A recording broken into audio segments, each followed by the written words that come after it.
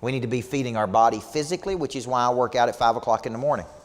I'm feeding my body physically, okay? We need to be feeding our body mentally.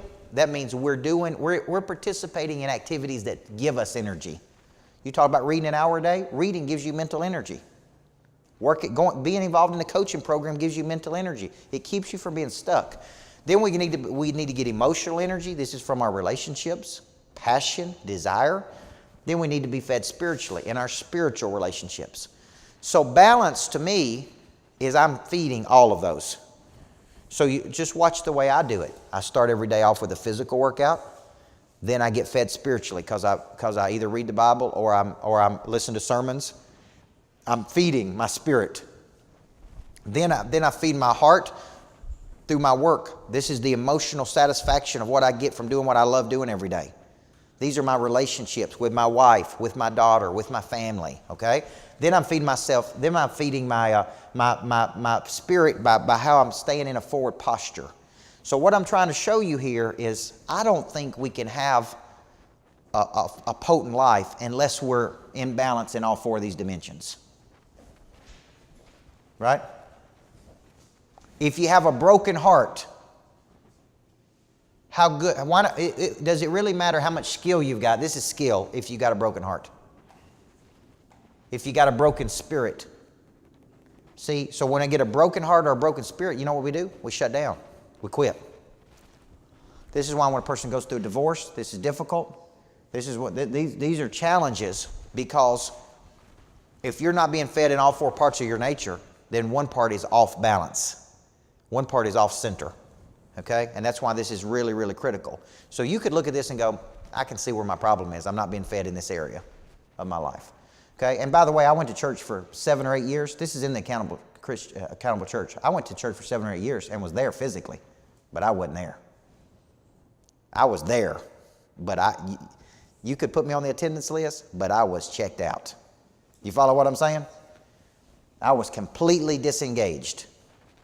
So people can show up physically, but not be here with their mind, heart, and spirit. It's like, what good is it for you to sit in one of those model homes, but not care if you do any good? That's the heart. What if you don't believe in Regent Homes? What if you don't believe in the founder? What if you don't believe in the mission? That's the spirit. What if you don't get any better? That's the mind, body. So when I started studying this model, this is called the whole person theory, I started to say, man, crumbs is... The reason I want to work out in the morning is really for longevity, potency, but I really need more energy. I really need to have more energy at the end of a day for my 5-year-old daughter because she's running around crazy. So I want you to think of this like a tax. Now, we don't like taxes in our society, but they are necessary. They're necessary for the roads, the bridges, the police. Well, I want you to think that there is an emotional tax, and it's a hidden tax. Like we can't calculate how much you're being taxed every day emotionally. I just heard yesterday when you complain, it actually releases cortisol. It actually hurts your health. When you're involved in drama, it actually raises your blood pressure. It's actually destructive. The number one reason people die of heart disease is typically stress. You understand what I mean? It just wears on your body over and over and over, and it taxes your body. That's an emotional tax. When I get involved with a person that is real negative, it emotionally taxes me. You follow me? So I want you to think of your day like this. You start off your day, if you went to sleep last night, if you're eating like you're supposed to, you started off here. Okay? But what if you didn't go to bed like you're supposed to? You didn't start off on 100%. You started down here. How fast do you get down here? Now, when you burn your engine and you're down here, what do you think happens? It's just taxing you and taxing you. Now, my phone is at 46% right now. Okay? So I started this morning with 100% battery. It's at 46%, but I've been with you all day, so I haven't been on the phone. Imagine if I'd make 50 phone calls. My phone goes dead so often that I had to buy a Mophie. You know what a Mophie is? A Mophie charges my phone. So on the back of this is a big case on it. It's actually like a battery. So when my battery gets down to 20%, I hit that button, boom, goes back to 100%. And very seldom does my phone go dead because of that Mophie. So you don't see me carry a bunch of cords around. That's the best money I ever spent right there. But you have a little battery. Here's the problem. You ain't got no Mophies. When your battery goes dead, what do? So you started the day off Regent Homes. It's going good. You're positive. Somebody comes in, is negative. Somebody does this, that battery goes down. You deal in some drama. Another agent acts all crazy and stupid. Your battery goes down. You have to deal with somebody else. Your battery goes down. When you get home at night, you're trying to get across the finish. Look where your battery is. So you roll in the house like this. You eat, you sit down, and you're like, I'm done. I'm out. Okay? Which is tough. Because now husband wants to talk to you, wife wants to talk to you, kids want to talk to you. Now you got a whole nother job to start. You follow what I'm saying here? But you ain't got any energy to give. So what happens is that breeds guilt. You start feeling guilty about it. One of the first things I say to my clients that say, well, you didn't do this, here's what I say. Do you know how many nights I've stayed away from my daughter to be with my clients? Do you know how many mornings I've not been able to take her to school because I've been training you or somebody like you? Don't talk to me about my commitment levels to you, because you have stood in the way of me and my family many times, and I've sacrificed that to coach you. So I'm not going to listen to you tell me I'm not committed. You understand what I'm saying? I am 100% committed. I'm more committed than you are, because you don't even show up. But my point is, what I have got to do as I get older, and you got to do, is you got to learn to be very selective about who you give energy to and who you don't. Does that make sense?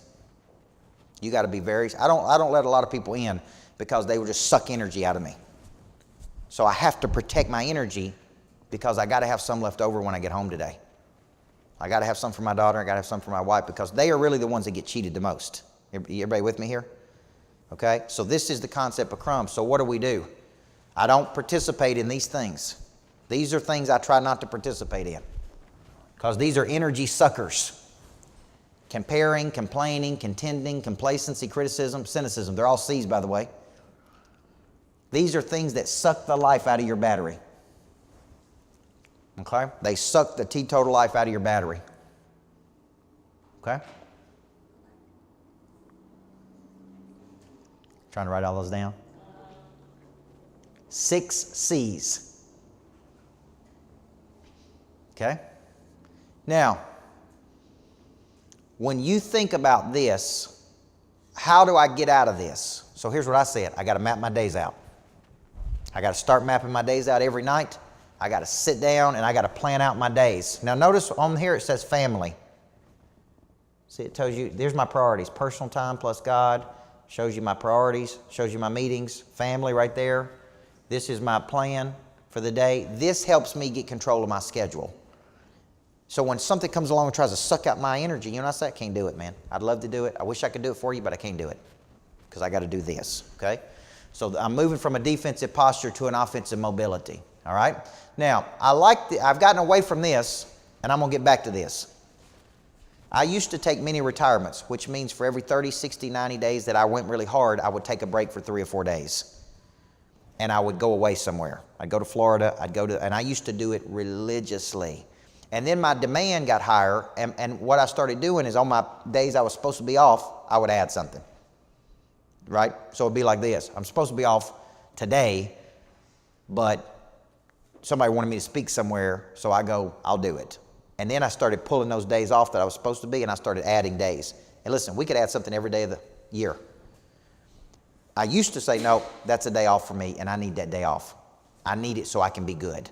And then our demand got higher, and we started just giving up all my days off. And I'm getting ready to cut that out. So what I used to do is take these little mini retirements. How many of y'all, if you have a good day off somewhere, a good couple days, it changes everything for you? I mean a true day off. I'm talking where you can do whatever you want to do. No work, no nothing. Well, just get in your mind for every 30, 60, or 90 days, you need to recharge that battery. You need to start recharging them. And you're not going to miss anything. There's 7 billion people on the planet. You're not going to miss any money. You're not going to lose anything. If you need permission, I'm giving you permission, okay? So just think about this, the discipline to say no. Remember me telling you about my real estate guy who I'm so impressed with? You know what he does? He says no a whole lot more than he says yes. People ask him to do things all the time. You know what he says? I wish I could do it, but I just can't do it. I'm committed to my family, and that'd pull me away from my family. I'm committed to my own agents. That'd pull me away from my agents. He just says no a lot, okay? So let's finish with this. When you're thinking about this concept, let's finish with this one. This is a time system that I use, which basically says there are 3 types of days that I have. I have a rest day, and that is completely off from my business. 1 day a week. My day is Saturday. I don't know when your day is, but you need 1 day a week completely off from your business. When I say completely off, what do I mean? Completely off. Do I mean sitting there texting all day long? No, I mean off. My day is Saturday. Then I have days where I call them practice days, buffer days, days that I'm working on something, but I'm not seeing clients. Like typically Mondays are buffer days for me. So I come into the office, I wear comfortable clothes, I'm not wearing a shirt and tie, and I'm just in here working on planning and strategy and concepts, but I'm not interfacing with the public. So I'm like backstage, like an entertainer would be practicing, rehearsing. I got backstage days. You know why? Clean up messes, whatever. Then I have on-stage days. And on-stage days are where I'm seeing clients. I'm making money. So typically my week looks like this. Sunday is a backstage day because I plan on Sunday. I do work about 4 hours on Sunday, every Sunday. Monday's backstage in the office. I'm working. Tuesday through Friday are typically, let's go. We cram as much stuff into those days as we can. Okay? And then Saturday I take off and I go through that cycle again. If I added a little mini retirement about once every 30, 60, 90 days, it'd be on go. Okay? But that's a mistake I've been making, is not doing that. Okay? Now, all of this is a strategy for you not to have crumbs. Energy management, energy management, energy management is very critical because there's only so much bandwidth you have. And I'll close with this. Phil Jackson was the coach of the Lakers and the Bulls. He used to teach his players how to conserve energy. So if you ever watch them play, they play at a pace for the first part of the game, and they're going very comfortably, and you're like, man, they don't even seem to be playing hard. And then right at the moment they needed to, they'd peak up and win. Here was his philosophy. This is an 82-game season. If we burn out 60 games into the season, there's no way we win championships. We need to conserve energy, conserve energy, conserve energy. And then, at the right time, we need to peak up. I've never forgotten that. Okay? So sometimes if you notice today, I left to go eat lunch. Not because I don't like you or I don't want to talk to you.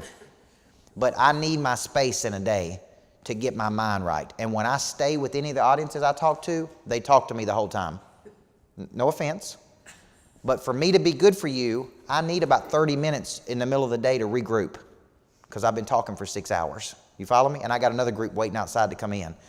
And then I got another event tonight. So what I have to do is I have to get away from people for just a little bit and get my mind rested for a second. And then I come back. So I peak up and I peak down. And I peak up and then I peak down. And I learned that because I used to do seminars all over the country. And I'd go into a place and inevitably I would sit down to eat to myself for a minute. A person say, hey, you mind if I sit down and talk to you? And my whole lunch hour was sitting there listening to their problems and their issues. And then I had 3 more hours to teach.